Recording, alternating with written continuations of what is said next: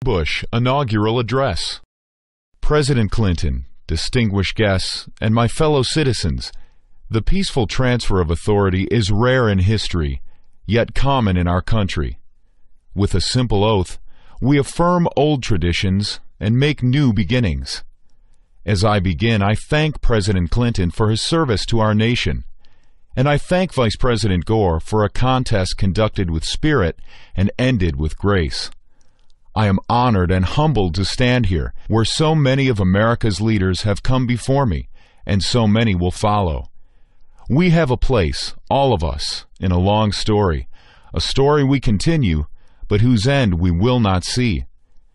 It is the story of a new world that became a friend and liberator of the old, a story of a slave-holding society that became a servant of freedom, the story of a power that went into the world to protect but not possess, to defend but not to conquer.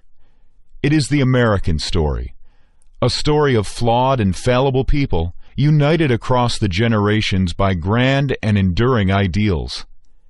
The grandest of these ideals is an unfolding American promise that everyone belongs, that everyone deserves a chance, that no insignificant person was ever born.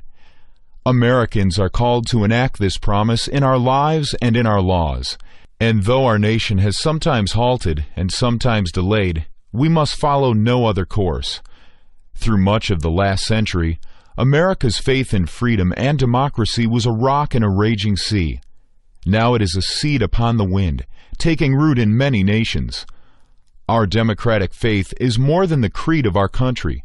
It is the inborn hope of our humanity, an ideal we carry but do not own, a trust we bear and pass along. And even after nearly 225 years, we have a long way yet to travel. While many of our citizens prosper, others doubt the promise, even the justice of our own country. The ambitions of some Americans are limited by failing schools and hidden prejudice and the circumstances of their birth. And sometimes our differences run so deep, it seems we share a continent, but not a country. We do not accept this, and we will not allow it. Our unity, our union, is the serious work of leaders and citizens in every generation. And this is my solemn pledge.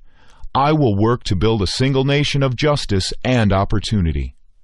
I know this is in our reach because we are guided by a power larger than ourselves who creates us equal in His image. And we are confident in principles that unite and lead us onward. America has never been united by blood or birth or soil. We are bound by ideals that move us beyond our backgrounds, lift us above our interests, and teach us what it means to be citizens. Every child must be taught these principles. Every citizen must uphold them. And every immigrant, by embracing these ideals, makes our country more, not less, American. Today, we affirm a new commitment to live out our nation's promise through civility, courage, compassion, and character. America, at its best, matches a commitment to principle with a concern for civility. A civil society demands from each of us goodwill and respect, fair dealing and forgiveness. Some seem to believe that our politics can afford to be petty because, in a time of peace, the stakes of our debates appear small. But the stakes for America are never small. If our country does not lead the cause of freedom, it will not be led. If we do not turn the hearts of children toward knowledge and character, we will lose their gifts and undermine their idealism. If we permit our economy to drift and decline, the vulnerable will suffer most. We must live up to the calling we share. Civility is not a tactic or a sentiment.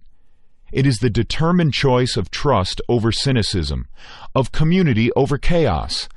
And this commitment, if we keep it, is a way to shared accomplishment. America, at its best, is also courageous. Our national courage has been clear in times of depression and war, when defending common dangers defined our common good. Now we must choose if the example of our fathers and mothers will inspire us or condemn us. We must show courage in a time of blessing by confronting problems instead of passing them on to future generations. Together, we will reclaim America's schools before ignorance and apathy claim more young lives. We will reform Social Security and Medicare, sparing our children from struggles we have the power to prevent. And we will reduce taxes to recover the momentum of our economy and reward the effort and enterprise of working Americans. We will build our defenses beyond challenge, lest weakness invite challenge. We will confront weapons of mass destruction so that a new century is spared new horrors. The enemies of liberty in our country should make no mistake. America remains engaged in the world by history and by choice, shaping a balance of power that favors freedom. We will defend our allies and our interests. We will show purpose without arrogance. We will meet aggression and bad faith with resolve and strength.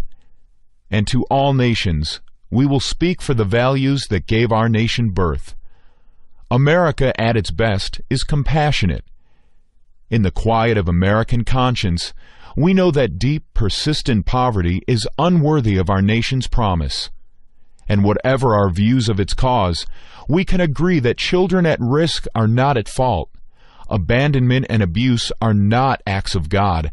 They are failures of love. And the proliferation of prisons, however necessary, is no substitute for hope and order in our souls. Where there is suffering, there is duty. Americans in need are not strangers. They are citizens, not problems, but priorities. And all of us are diminished when any are hopeless. Government has great responsibilities for public safety and public health, for civil rights and common schools. Yet compassion is the work of a nation, not just a government. And some needs and hurts are so deep, they will only respond to a mentor's touch or a pastor's prayer. Church and charity, synagogue and mosque lend our communities their humanity, and they will have an honored place in our plans and in our laws. Many in our country do not know the pain of poverty, but we can listen to those who do. And I can pledge our nation to a goal. When we see that wounded traveler on the road to Jericho, we will not pass to the other side. America, at its best, is a place where personal responsibility is valued and expected. Encouraging responsibility is not a search for scapegoats. It is a call to conscience. And though it requires sacrifice, it brings a deeper fulfillment. We find the fullness of life not only in options but in commitments, and we find that children and community are the commitments that set us free. Our public interest depends on private character, on civic duty and family bonds and basic fairness, on uncounted, unhonored acts of decency which give direction to our freedom. Sometimes in life we are called to do great things, but as a saint of our times has said, every day we are called to do small things with great love. The most important tasks of a democracy are done by everyone. I will live and lead by these principles, to advance my convictions with civility, to pursue the public interest with courage, to speak for greater justice and compassion, to call for responsibility, and try to live it as well. In all these ways, I will bring the values of our history to the care of our times. What you do is as important as anything government does. I ask you to seek a common good beyond your comfort, to defend needed reforms against easy attacks, to serve your nation beginning with your neighbor. I ask you to be citizens. Citizens, not spectators. Citizens, not subjects. Responsible citizens, building communities of service and a nation of character. Americans are generous and strong and decent, not because we believe in ourselves, but because we hold beliefs beyond ourselves. When this spirit of citizenship is missing, no government program can replace it. When this spirit is present, no wrong can stand against it. After the Declaration of Independence was signed, Virginia statesman John Page wrote to Thomas Jefferson, "We know the race is not to the swift nor the battle to the strong. Do you not think an angel rides in the whirlwind and directs this storm? Much time has passed since Jefferson arrived for his inauguration. The years and changes accumulate. But the themes of this day he would know: our nation's grand story of courage and its simple dream of dignity. We are not this story's author, who fills time and eternity with his purpose. Yet his purpose is achieved in our duty, and our duty is fulfilled in service to one another. Never tiring, never yielding, never finishing, we renew that purpose today, to make our country more just and generous, to affirm the dignity of our lives and every life. This work continues. This story goes on, and an angel still rides in the whirlwind and directs this storm. God bless you all, and God bless America. George W. Bush Inaugural Address. But the stakes for America are never small. If our country does not lead the cause of freedom, it will not be led. If we do not turn the hearts of children toward knowledge and character, we will lose their gifts and undermine their idealism. If we permit our economy to drift and decline, the vulnerable will suffer most. We must live up to the calling we share.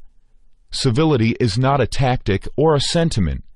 It is the determined choice of trust over cynicism, of community over chaos. And this commitment, if we keep it, is a way to shared accomplishment. America, at its best, is also courageous. Our national courage has been clear in times of depression and war, when defending common dangers defined our common good. Now we must choose if the example of our fathers and mothers will inspire us or condemn us. We must show courage in a time of blessing by confronting problems instead of passing them on to future generations. Together, we will reclaim America's schools, before ignorance and apathy claim more young lives. We will reform Social Security and Medicare, sparing our children from struggles we have the power to prevent. And we will reduce taxes, to recover the momentum of our economy and reward the effort and enterprise of working Americans. We will build our defenses beyond challenge, lest weakness invite challenge.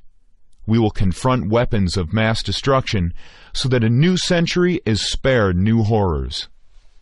The enemies of liberty in our country should make no mistake. America remains engaged in the world by history and by choice, shaping a balance of power that favors freedom. We will defend our allies and our interests. We will show purpose without arrogance.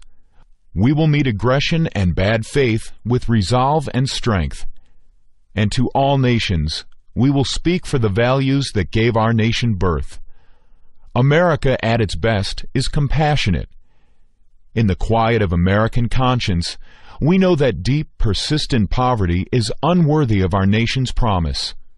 And whatever our views of its cause, we can agree that children at risk are not at fault. Abandonment and abuse are not acts of God. They are failures of love.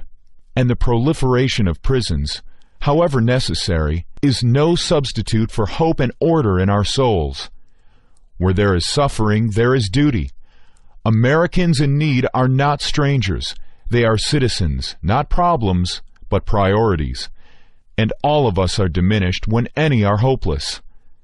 Government has great responsibilities for public safety and public health, for civil rights and common schools. Yet compassion is the work of a nation, not just a government. And some needs and hurts are so deep, they will only respond to a mentor's touch or a pastor's prayer.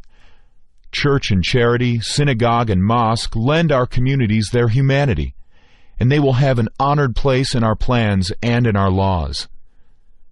Many in our country do not know the pain of poverty, but we can listen to those who do. And I can pledge our nation to a goal. When we see that wounded traveler on the road to Jericho, we will not pass to the other side. George W. Bush Inaugural Address. America, at its best, is a place where personal responsibility is valued and expected. Encouraging responsibility is not a search for scapegoats.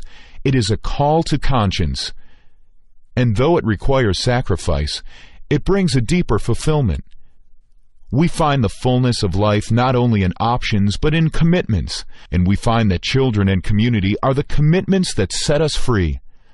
Our public interest depends on private character, on civic duty and family bonds and basic fairness, on uncounted, unhonored acts of decency which give direction to our freedom.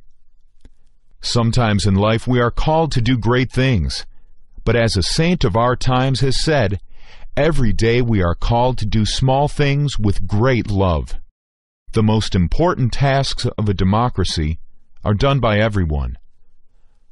I will live and lead by these principles, to advance my convictions with civility, to pursue the public interest with courage, to speak for greater justice and compassion, to call for responsibility, and try to live it as well. In all these ways, I will bring the values of our history to the care of our times. What you do is as important as anything government does.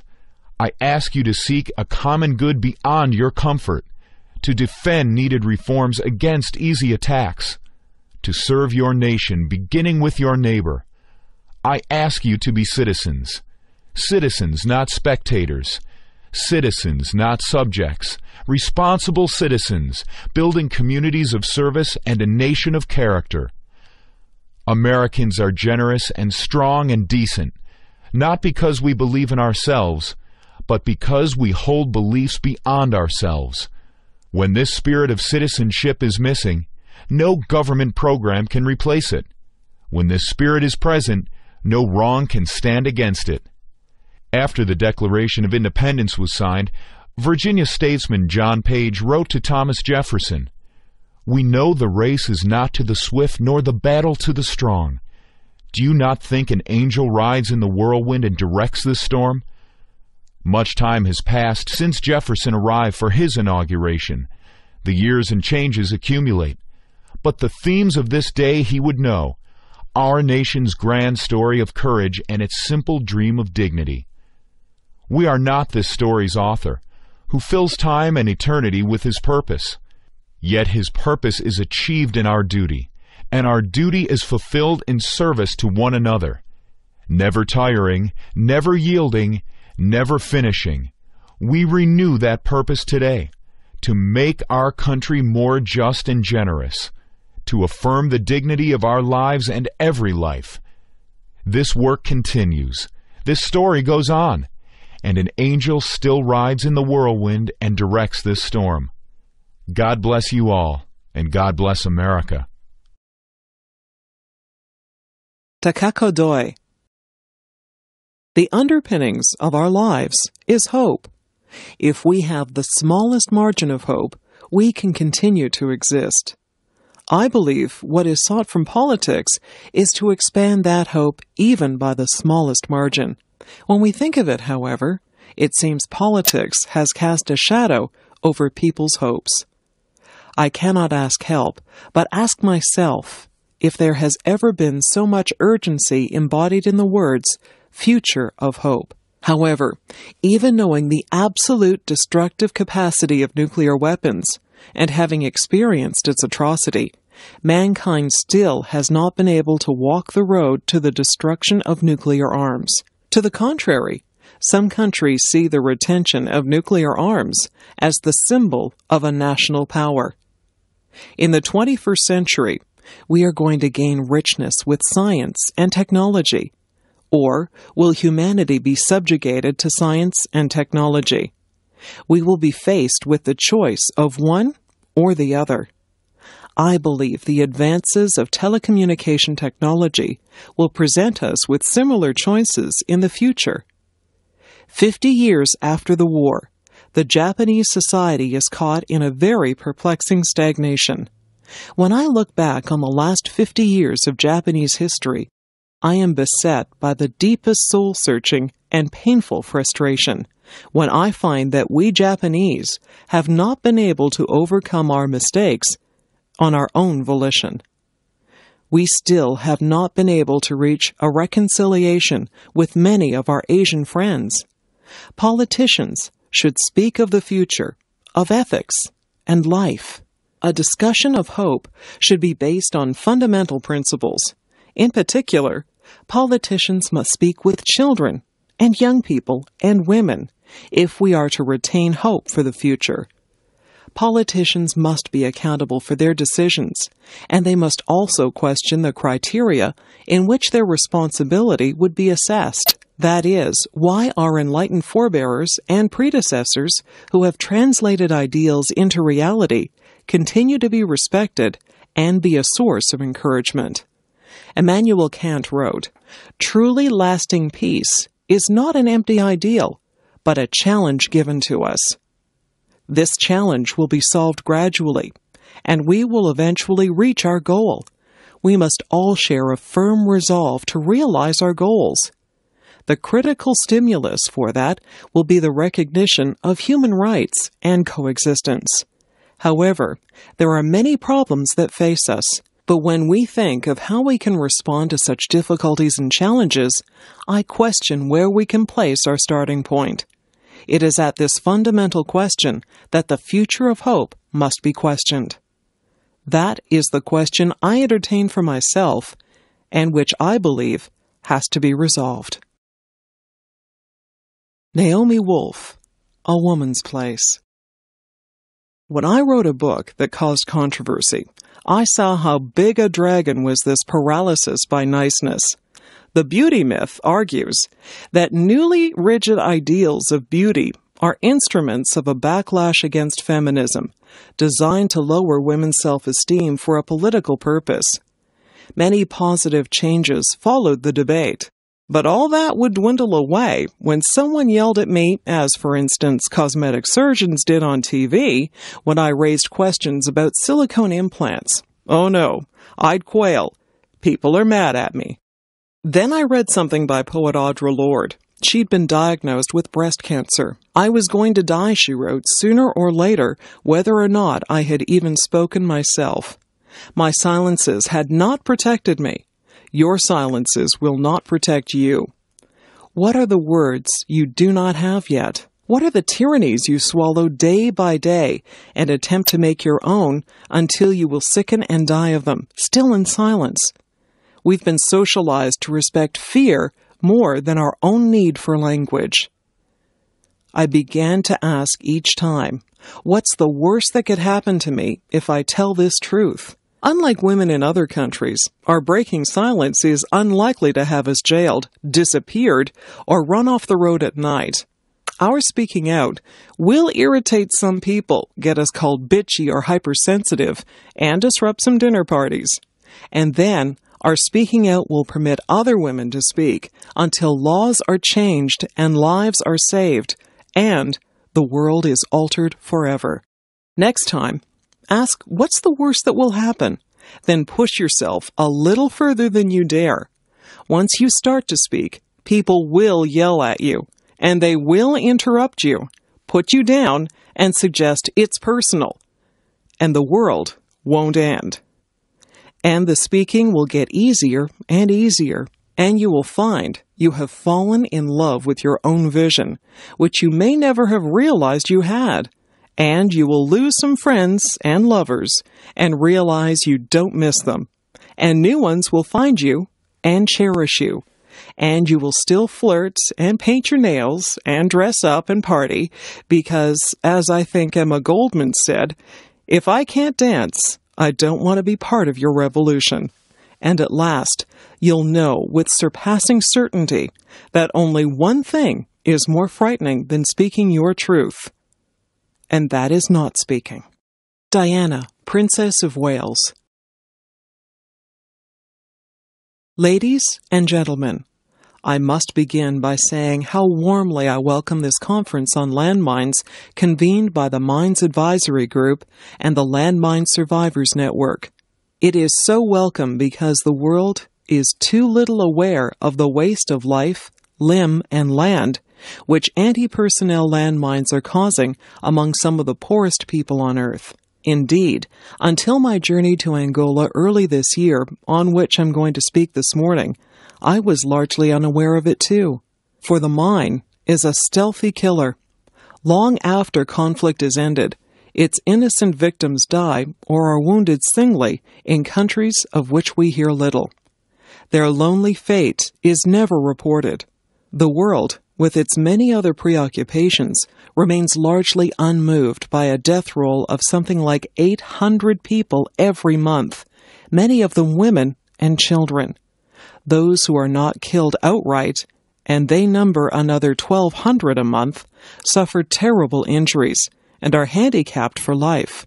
I was in Angola in January with the British Red Cross, a country where there are 15 million landmines in a population, ladies and gentlemen, of 10 million, with the desire of drawing world attention to this vital, but hitherto largely neglected issue.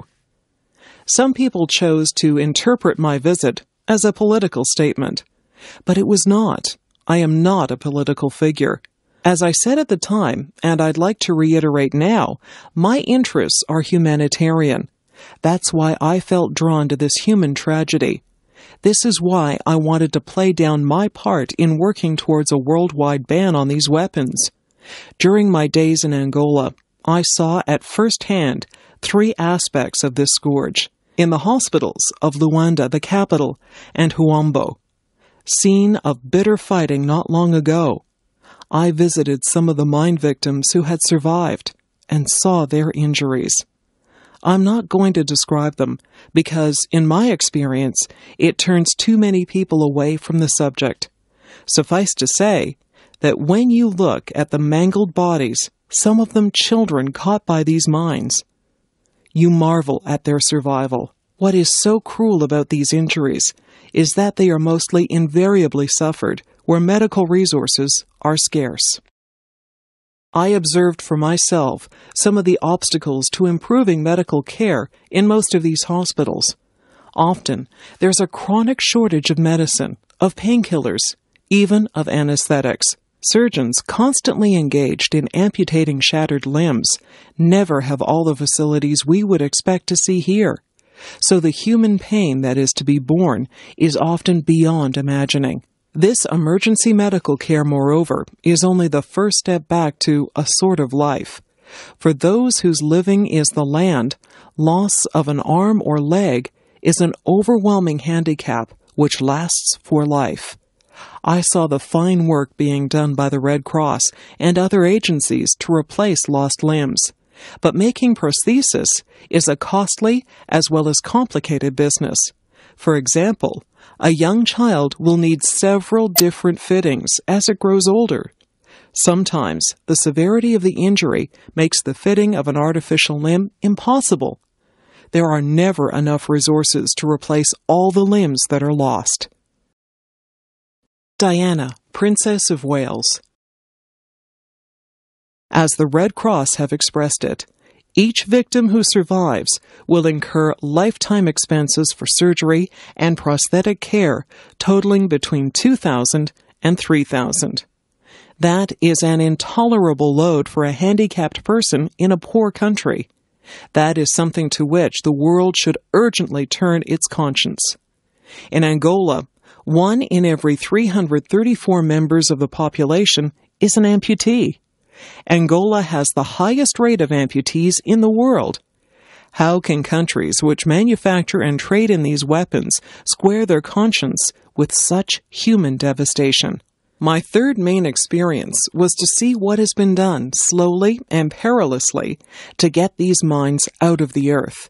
In the Kuito and Huambo region, I spent a morning with a small team from Hallow Trust, which is training Angolans to work on the pervasive minefields and supervising their work. I speak of our team because men of the Mines Advisory Group, or in this instance the Hallow Trust, who volunteer for this hazardous work, are usually former members of our own services. I take this opportunity to pay my tribute to the work these men do on our behalf. The perils they encounter are not just confined to mines.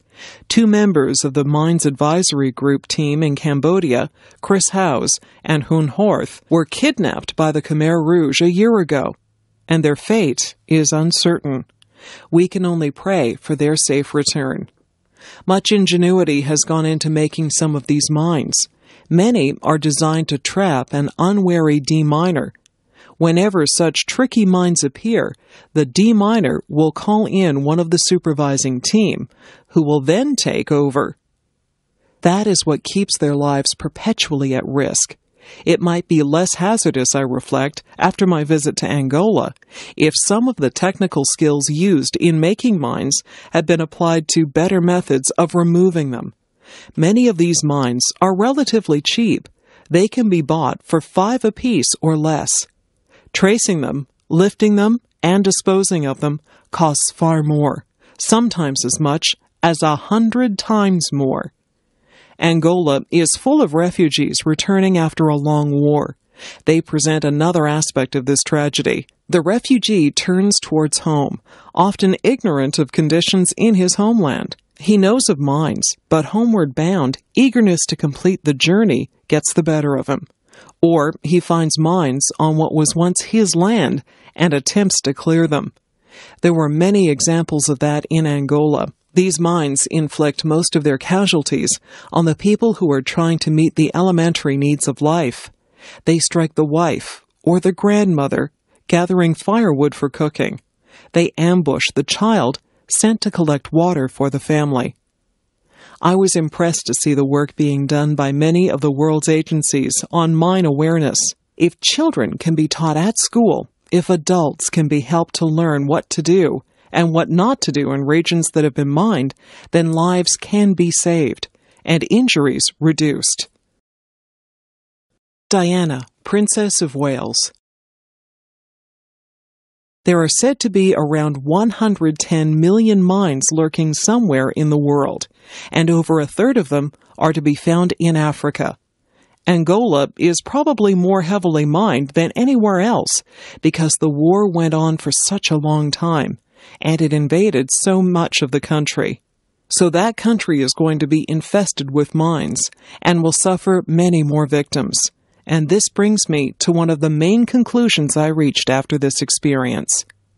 Even if the world decided tomorrow to ban these weapons, this terrible legacy of mines already in the earth would continue to plague the poor nations of the globe. The evil that men do lives after them. And so, it seems to me, there rests a certain obligation upon the rest of us.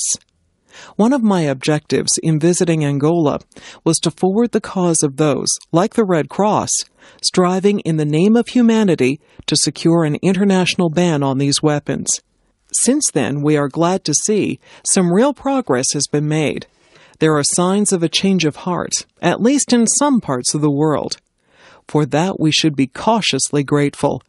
If an international ban on landmines can be secured, it means, looking far ahead, that the world may be a safer place for this generation's grandchildren.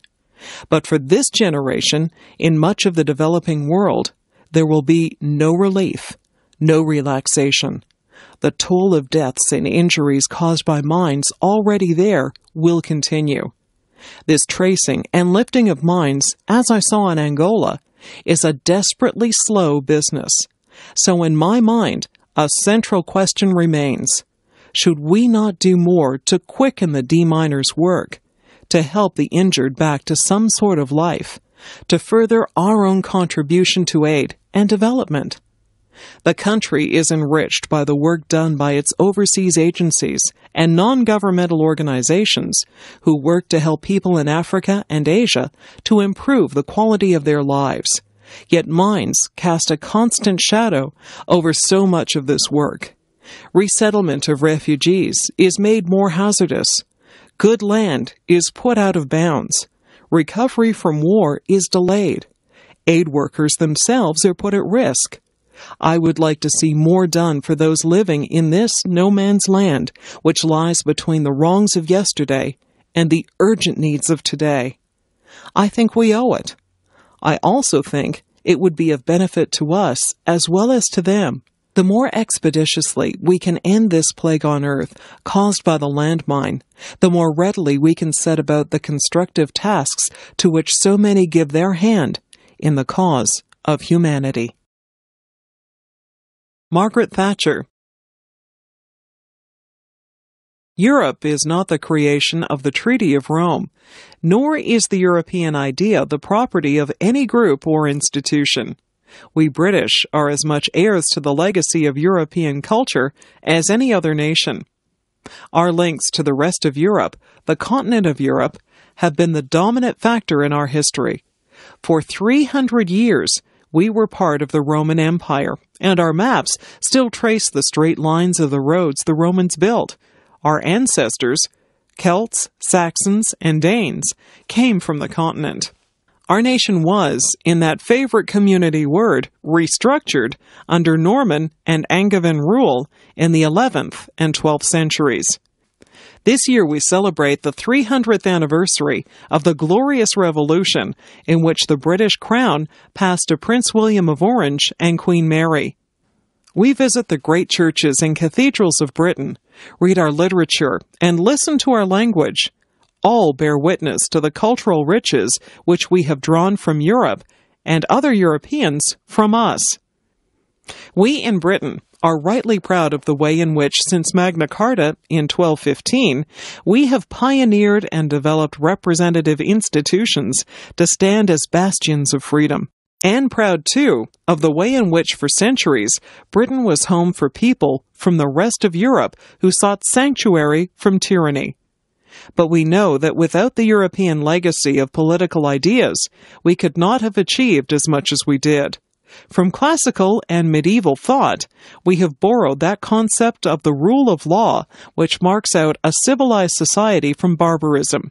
And on that idea of Christendom, for long synonymous with Europe, with its recognition of the unique and spiritual nature of the individual, we still base our belief in personal liberty and other human rights. Too often, the history of Europe is described as a series of interminable wars and quarrels. Yet from our perspective today, surely what strikes us most is our common experience. For instance, the story of how Europeans explored and colonized, and yes, without apology, civilized much of the world, is an extraordinary tale of talent, skill, and courage. We British have in a special way contributed to Europe. Over the centuries, we have fought to prevent Europe from falling under the dominance of a single power. We have fought and we have died for her freedom. Only miles from here, in Belgium, lie the bodies of 120,000 British soldiers who died in the First World War. Had it not been for that willingness to fight and to die, Europe would have been united long before now. But not in liberty, not in justice.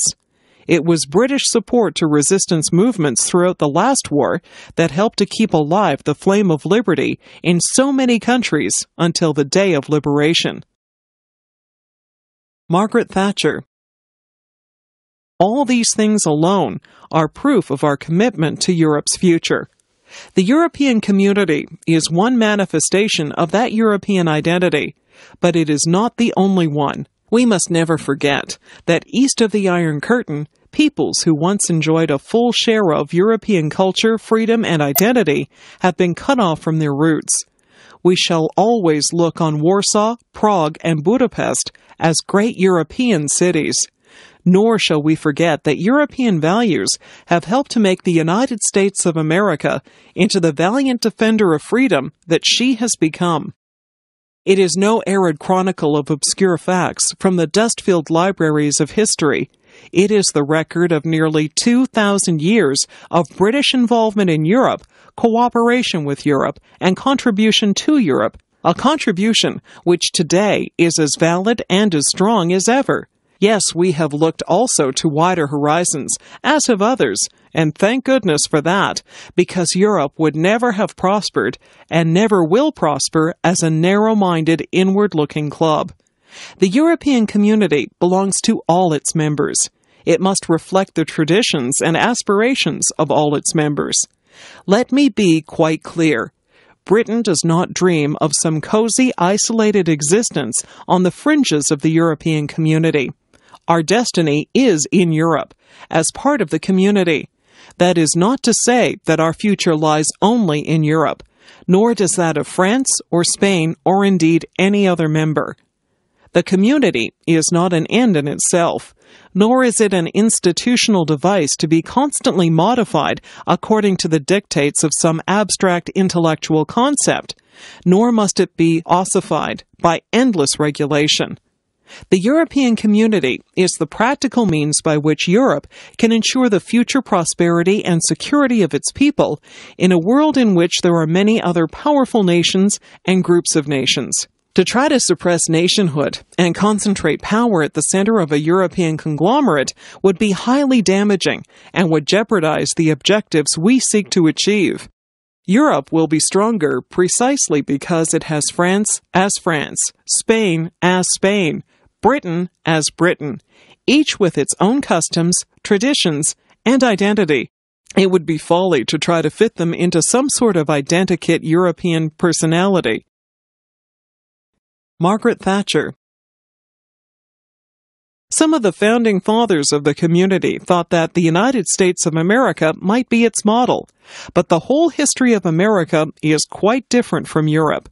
People went there to get away from the intolerance and constraints of life in Europe. They sought liberty and opportunity, and their strong sense of purpose has, over 2 centuries, helped create a new unity and pride in being American, just as our pride lies in being British, or Belgian, or Dutch, or German. I am the first to say that on many great issues, the countries of Europe should try to speak with a single voice. I want to see us work more closely on the things we can do better together than alone. Europe is stronger when we do so, whether it be in trade, in defense, in our relations with the rest of the world. But working more closely together does not require power to be centralized in Brussels or decisions to be taken by an appointed bureaucracy. Indeed, it is ironic that just when those countries, such as the Soviet Union, which have tried to run everything from the center, are learning that success depends on dispersing power and decisions away from the center, some in the community seem to want to move in the opposite direction. We have not successfully rolled back the frontiers of the state of Britain, only to see them reimposed at a European level, with a European superstate exercising a new dominance from Brussels. Certainly, we want to see Europe more united and with a greater sense of common purpose, but it must be in a way which preserves the different traditions, parliamentary powers, and sense of national pride in one's own country, for these have been the source of Europe's vitality through the centuries. Edward Kennedy. You and I have stood together many times, but no time has been more important than this. The campaign that stretches before us now is a struggle for the souls and the future of America. For we are more than a political coalition, more than a collection of programs, more than the sum of our prospects and our strategy. Most of all, we are the trustees of a dream. 20 years ago, in 1968, we lost 2 of the most powerful voices of that dream. But they left us their vision, their values, and the hopes they awakened. In the countless millions of people whose hearts they touched, we remember them now to remind ourselves that the American journey is unfinished, that we stand for change in order to march again towards enduring ideals, that we do not have to settle for things as they are. Martin Luther King Jr. told us something we need to hear anew. He said, "We are now faced with the fact that tomorrow is today. We are confronted with the fierce urgency of now in the unfolding life and history. There is such a thing as being too late." And Dr. King also said, "We must work unceasingly to lift this nation to a higher destiny, to a new plateau of compassion." And in that time, there was another voice, only briefly heard, but whose words, too, have outlasted all the loss in years. Robert Kennedy said, "Each time a man stands up for an ideal, or acts to improve the lot of others, or strikes out against injustice, he sends forth a tiny ripple of hope, and crossing each other from a million different centers of energy and daring, those ripples build a current that can sweep down the mightiest walls of oppression and resistance." He was my brother. But he and Dr. King were also in the deepest sense brothers to us all. These two, these valiant two, lived for the same dream and were gone only months apart. And if they were here with us 2 decades later, I think I know what they would say. Now is the time. Some men see things as they are and say, why? We dream things that never were and say, why not? Now is the time. Abraham Lincoln, Gettysburg Address. 77 years ago, our fathers brought forth on this continent a new nation, conceived in liberty and dedicated to the proposition that all men are created equal. Now we are engaged in a great civil war, testing whether that nation or any nation so conceived and so dedicated can long endure. We are met on a great battlefield of that war. We have come to dedicate a portion of that field as a final resting place for those who here gave their lives that that nation might live. It is altogether fitting and proper that we should do this. But in a larger sense, we cannot dedicate, we cannot consecrate, we cannot hallow this ground. The brave men, living and dead, who struggled here have consecrated it far above our poor power to add or detract.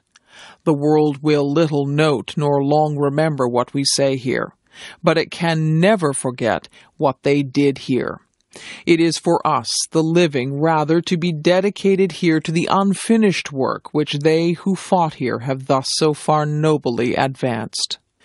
It is rather for us to be here dedicated to the great task remaining before us, that from these honored dead we take increased devotion to that cause for which they gave the last full measure of devotion, that we here highly resolve that these dead shall not have died in vain, that this nation, under God, shall have a new birth of freedom, and that government of the people, by the people, for the people, shall not perish from the earth. Václav Havel, Contamination of Morality. My dear fellow citizens, for 40 years you heard from my predecessors on this day different variations of the same theme. How our country flourished, how many million tons of steel we produced, how happy we all were, how we trusted our government, and what bright perspectives were unfolding in front of us. I assume you did not propose me for this office so that I too would lie to you. Our country is not flourishing. The enormous creative and spiritual potential of our nation is not being used sensibly. Entire branches of industry are producing goods which are of no interest to anyone, while we are lacking the things we need. A state which calls itself a workers' state humiliates and exploits workers. Our obsolete economy is wasting the little energy we have available. A country that once could be proud of the educational level of its citizens spends so little on education that it ranks today as 72nd in the world. We have polluted our soil, our rivers and forests, bequeathed to us by our ancestors, and we have today the most contaminated environment in Europe. Adult people in our country die earlier than in most other European countries.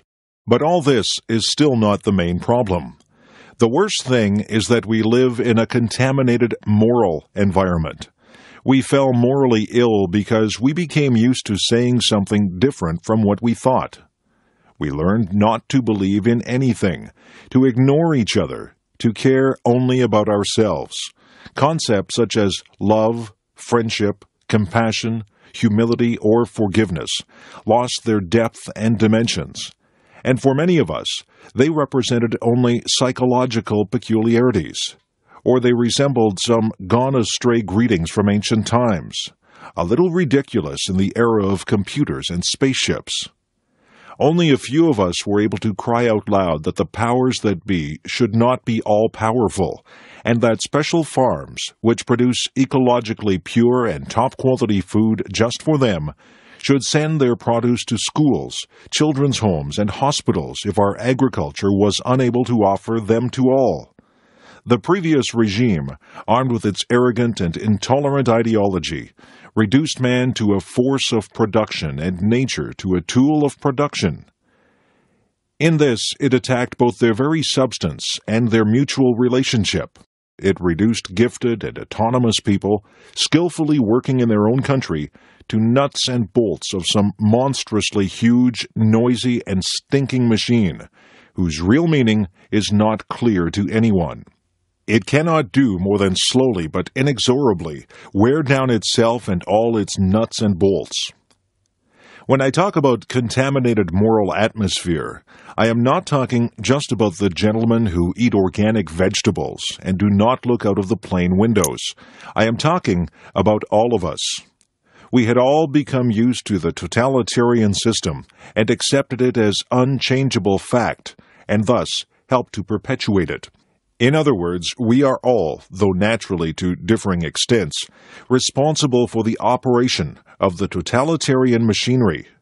None of us is just its victim. We are also all its co-creators.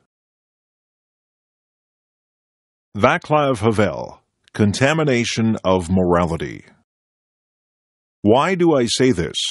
It would be very unreasonable to understand the sad legacy of the last 40 years as something alien, which some distant relative bequeathed us.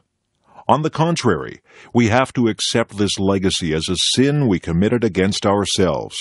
If we accept it as such, we will understand that it is up to us all, and up to us only, to do something about it. We cannot blame the previous rulers for everything, not only because it would be untrue, but also because it could blunt the duty that each of us faces today, namely, the obligation to act independently, freely, reasonably, and quickly. Let us not be mistaken. The best government in the world, the best parliament, and the best president cannot achieve much on their own. And it would also be wrong to expect a general remedy from them only. Freedom and democracy include participation and therefore responsibility from us all. If we realize this, then all the horrors that the new Czechoslovak democracy inherited will cease to appear so terrible. If we realize this, hope will return to our hearts. In the effort to rectify matters of common concern, we have something to lean on. The recent period, and in particular, the last 6 weeks of our peaceful revolution, has shown the enormous human, moral, and spiritual potential and civic culture that slumbered in our society under the enforced mask of apathy.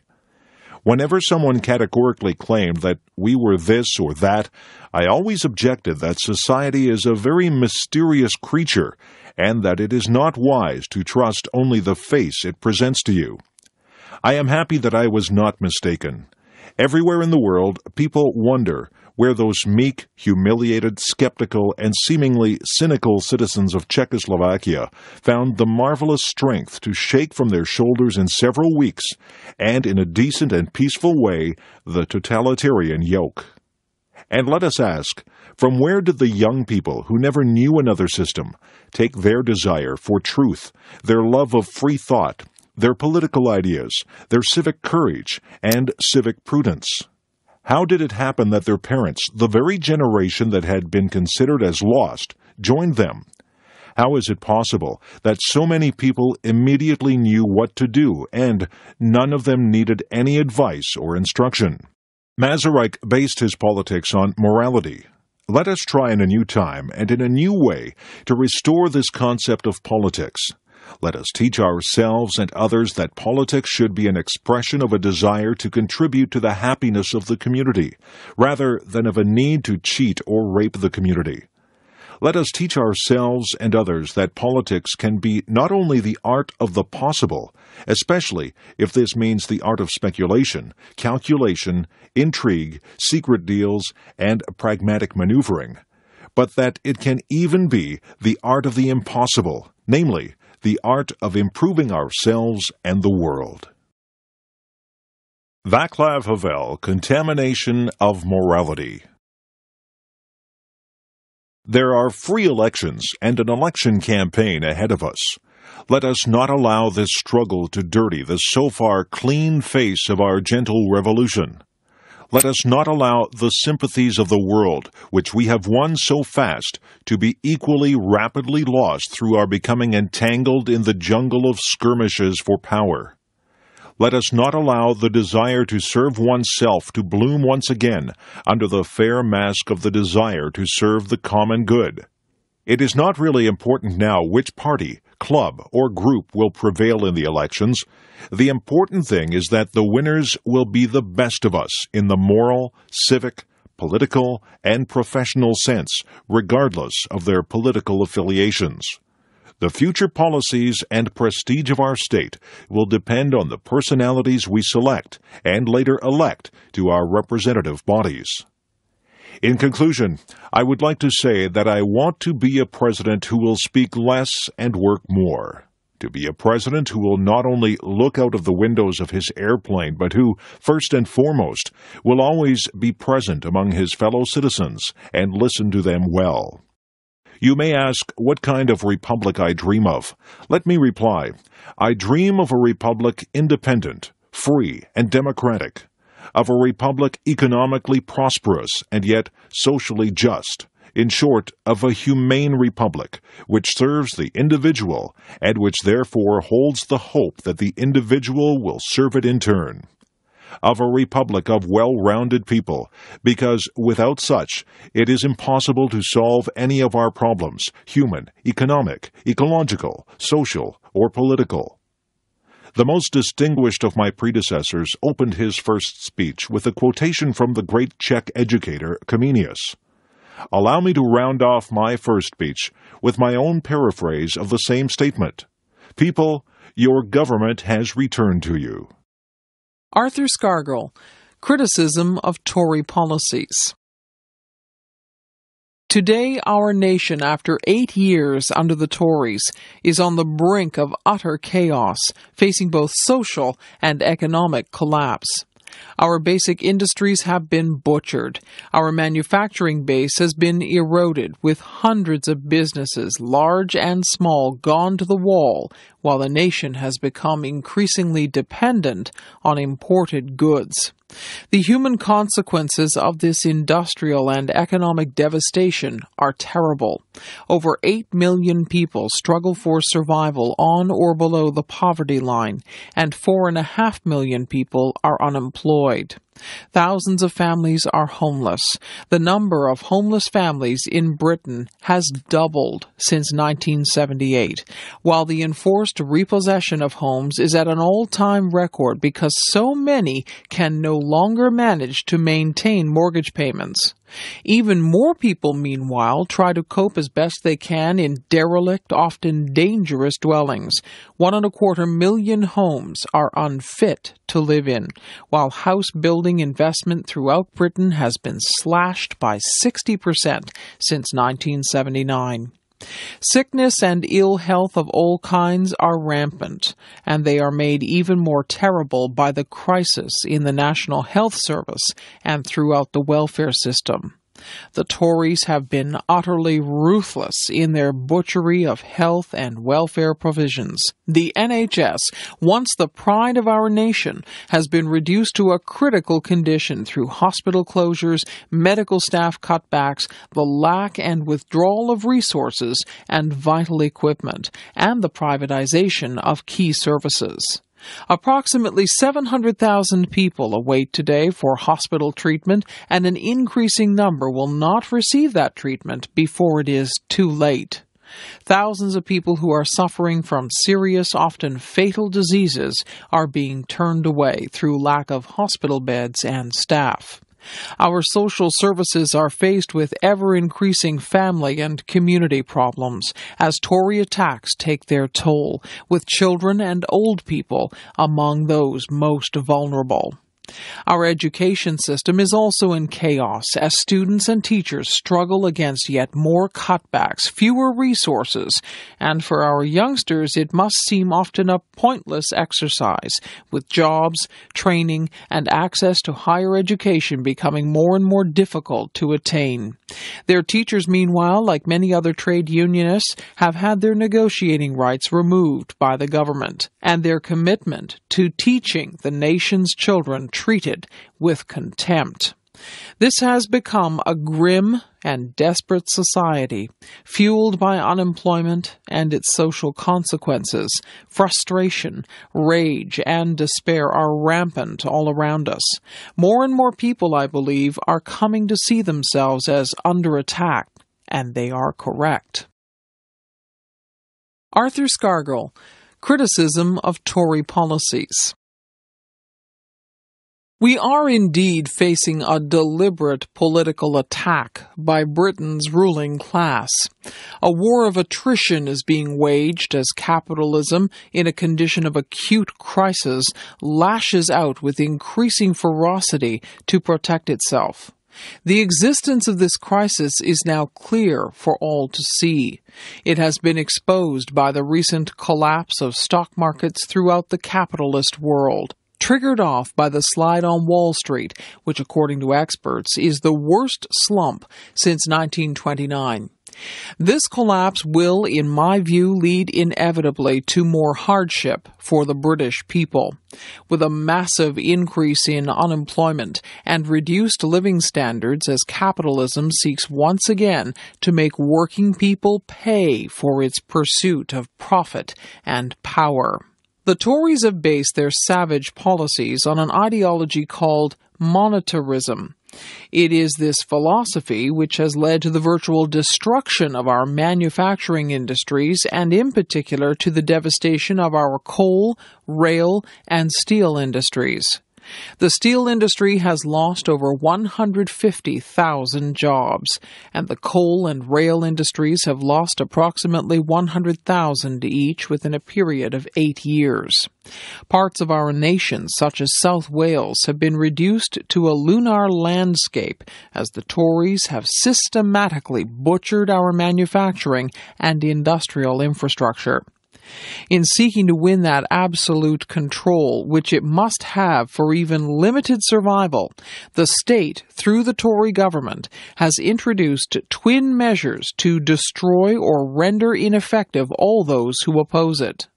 On the one hand, it has deliberately increased unemployment from just over 1 million to 4.5 million in 8 years, creating, as in the 1930s, a situation where 30 to 40 people pursue each job vacancy, driven by this emotional blackmail to increasing fear. At the same time, it has introduced vicious legal measures designed to render the British trade union movement completely ineffective. Indeed, Margaret Thatcher has made it absolutely clear that she wants to wipe socialism off the agenda of British politics. To achieve this aim, the Tories are determined also to wipe effective trade unionism off the industrial agenda. Since 1979, we have seen a whole range of anti-trade union legislation, all of it designed to dismantle the gains achieved by trade unionists in more than a century of struggle. Today, the extent of this legislation is such that Britain's trade union movement must now be regarded as one of the most oppressed in the world.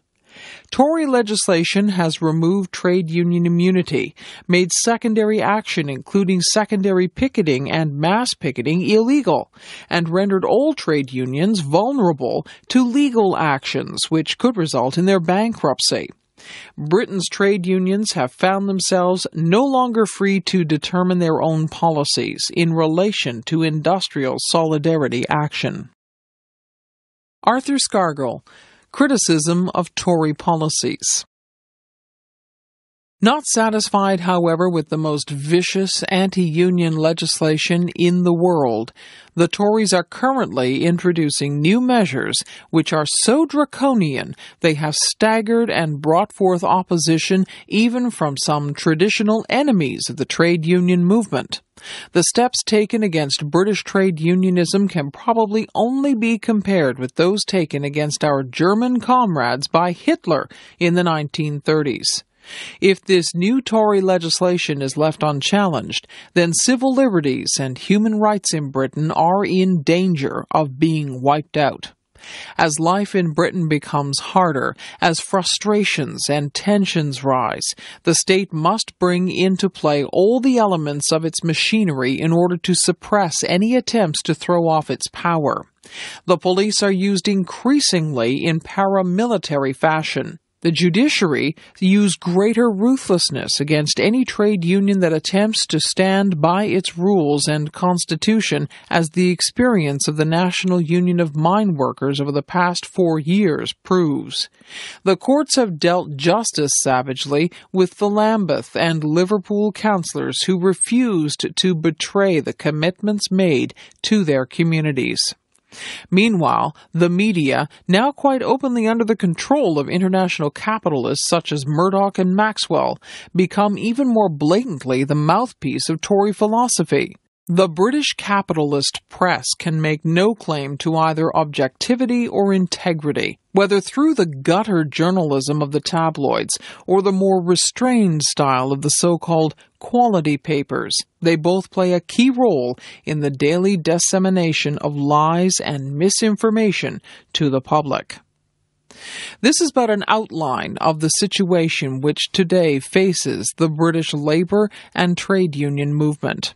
The terrible irony about it is that whilst throughout our movement there is general agreement on the ravages of the Tory attack, and agreement that it should be stopped, we have not united in an effective force to combat those ravages and challenge the system which has forced them onto our class. On the contrary, rather than uniting to fight our common enemy, our movement has been diverted time and time again by internal attacks aimed disgracefully at the very sections which have fought so bravely to carry out Labour Party and TUC policies by battling to save jobs, industries, communities, and services. Margaret Thatcher has been absolutely clear in recognizing her enemy.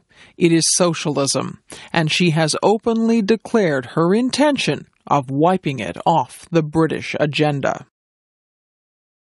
Dwight D. Eisenhower, The Military-Industrial Complex. This evening I come to you with a message of leave-taking and farewell, and to share a few final thoughts with you, my countrymen. We now stand 10 years past the midpoint of a century that has witnessed 4 major wars among great nations. 3 of these involved our own country. Despite these holocausts, America is today the strongest, the most influential, and most productive nation in the world. Understandably proud of this preeminence, we yet realize that America's leadership and prestige depend not merely upon our unmatched material progress, riches, and military strength, but on how we use our power in the interests of world peace and human betterment. A vital element in keeping the peace is our military establishment. Our arms must be mighty, ready for instant action, so that no potential aggressor may be tempted to risk his own destruction. Our military organization today bears little relation to that known by any of my predecessors in peacetime, or indeed by the fighting men of World War II or Korea. Until the latest of our world conflicts, the United States had no armaments industry. American makers of plowshares could, with time and as required, make swords as well, but we can no longer risk emergency improvisation of national defense. We have been compelled to create a permanent armaments industry of vast proportions. Added to this, 3.5 million men and women are directly engaged in the defense establishment. We annually spend on military security alone more than the net income of all United States corporations. Now, this conjunction of an immense military establishment and a large arms industry is new in the American experience. The total influence, economic, political, even spiritual, is felt in every city, every state house, every office of the federal government. We recognize the imperative need for this development. Yet we must not fail to comprehend its grave implications. Our toil, resources, and livelihood are all involved. So is the very structure of our society. In the councils of government, we must guard against the acquisition of unwarranted influence, whether sought or unsought, by the military-industrial complex. The potential for the disastrous rise of misplaced power exists and will persist. Dwight D. Eisenhower, The Military-Industrial Complex. Happily, I can say that war has been avoided. Steady progress toward our ultimate goal has been made, but so much remains to be done. As a private citizen, I shall never cease to do what little I can to help the world advance along that road. So in this, my last good night to you as your president, I thank you for the many opportunities you have given me for public service in war and in peace. I trust that in that service you find some things worthy. As for the rest of it, I know you will find ways to improve performance in the future.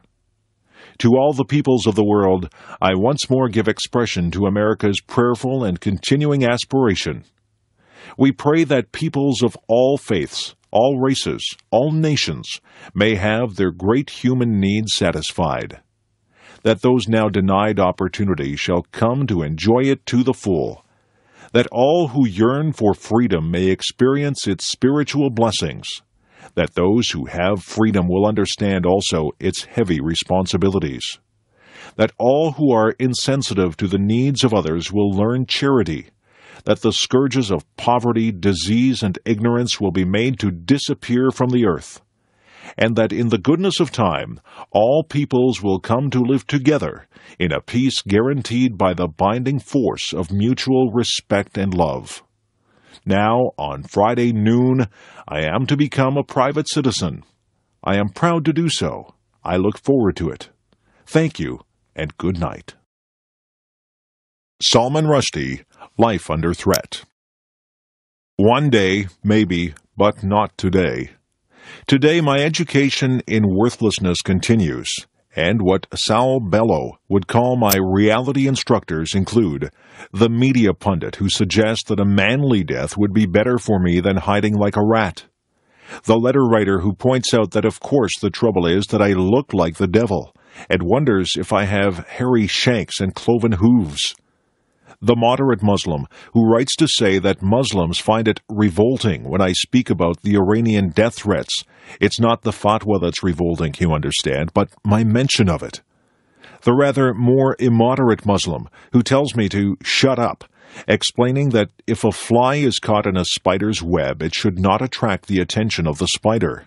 I ask the reader to imagine how it might feel to be intellectually and emotionally bludgeoned from 1,000 different directions every day for 1,000 days and more. Back in the balloon, something longed for and heartening has happened. On this occasion, mirabile dictu, the many have not been sacrificed, but saved. That is to say, my companions, the Western hostages, and the gold businessmen, have, by good fortune and the efforts of others, managed to descend safely to earth, and have been reunited with their families and friends, with their own free lives. I rejoice for them, and admire their courage, their resilience, and now I'm alone in the balloon. Surely I'll be safe now. Surely now the balloon will drop safely towards some nearby haven, and I too will be reunited with my life. Surely it's my turn now. But the balloon is over the chasm again, and it's still sinking. I realize that it's carrying a great deal of valuable freight, trading relations, armaments deals, the balance of power in the Gulf. These and other matters of great moment are weighing down the balloon. I hear voices suggesting that if I stay aboard, this precious cargo will be endangered. The national interest is being redefined. Am I being redefined out of it? Am I to be jettisoned after all? When Britain renewed relations with Iran at the United Nations in 1990, the senior British official in charge of the negotiations assured me in unambiguous language that something very substantial had been achieved on my behalf. The Iranians, laughing merrily, had secretly agreed to forget the fatwa. The diplomat put great stress on this cheery Iranian laughter. They would neither encourage nor allow their citizens, surrogates, or proxies to act against me. Oh, how I wanted to believe that. But in the year and a bit that followed, we saw the fatwa restated in Iran, the bounty money doubled, the book's Italian translator severely wounded, its Japanese translator stabbed to death. There was news of an attempt to find and kill me by contract killers, working directly for the Iranian government through its European embassies. Another such contract was successfully carried out in Paris, the victim being the harmless and aged ex-Prime Minister of Iran, Shapur Bakhtiar. Salman Rushdie, Life Under Threat. It seems reasonable to deduce that the secret deal made at the United Nations hasn't worked. Dismayingly, however, the talk as I write is all of improving relations with Iran still further, while the Rushdie case is described as a side issue. Is this a balloon I'm in or the dustbin of history? Let me be clear, there is nothing I can do to break this impasse. The fatwa was politically motivated to begin with. It remains a breach of international law, and it can only be solved at the political level. To effect the release of the Western hostages in Lebanon, great levers were moved, great forces were brought into play.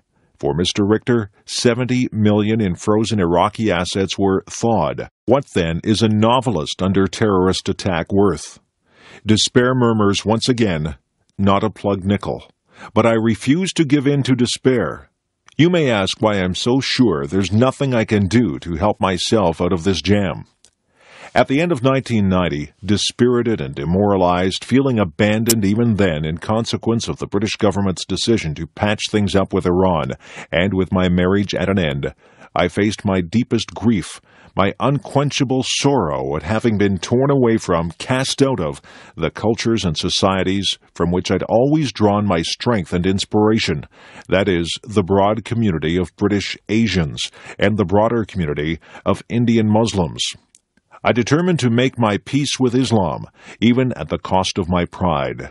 Those who were surprised and displeased by what I did perhaps failed to see that I was not some deracinated Uncle Tom Wog.